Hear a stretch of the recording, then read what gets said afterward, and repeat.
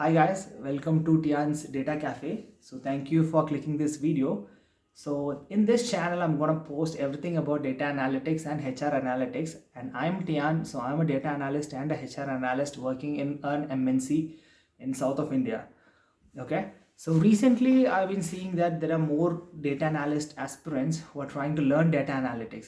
So in this channel, I'm going to post everything that's related to data analytics and data science.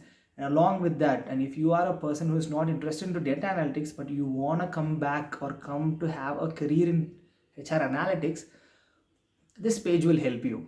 Okay. So recently I got a certification from Google. So the certification is Google Data Analytics. Okay.